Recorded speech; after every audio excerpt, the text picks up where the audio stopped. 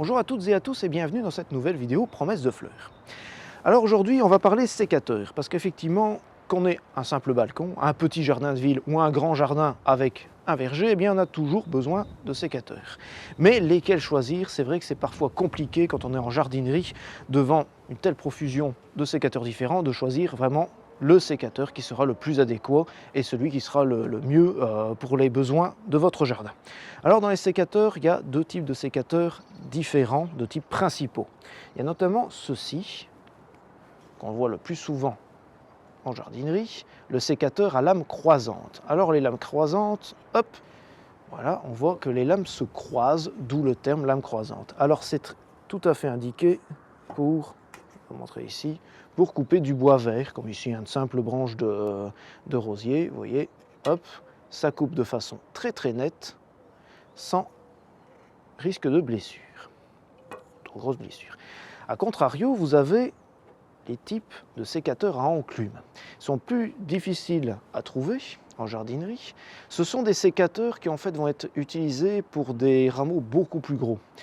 Ils ont un gros problème, c'est que ils vont en fait écraser les végétaux, ils vont écraser les cellules, et donc c'est surtout à utiliser sur des rameaux très matures ou tout simplement du bois mort, comme ici. Hop.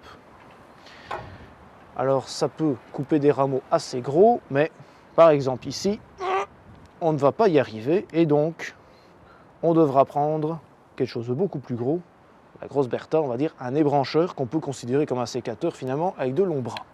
Mais on n'en parlera pas beaucoup aujourd'hui. Autre type de sécateur, parmi en tout cas les lames croisantes, vous avez les sécateurs munis d'une poignée rotative. Ils permettent aussi de couper des rameaux de végétaux vivants, parce que ce sont des lames croisantes, mais surtout la poignée rotative permet de couper des rameaux un peu plus gros sans risquer de trop se fatiguer la main. Alors vous avez deux types différents ici, je vais vous les montrer. Ils sont tous les deux à lame croisante, tous les deux à poignée rotative, mais vous le voyez, il y en a un qui est plus droit que l'autre, tandis que celui-ci fait un angle pour aussi être plus pratique pour aller couper à l'intérieur d'un buisson. On va continuer notre petit tour. Vous avez aussi les sécateurs à crémaillère. Alors ceux-là permettent de couper des rameaux bien plus gros, encore une fois, sans trop de difficultés. En fait, on va mettre une petite pression, une deuxième pression, une troisième pression, et en fait, petit à petit, la crémaillère va bouger pour permettre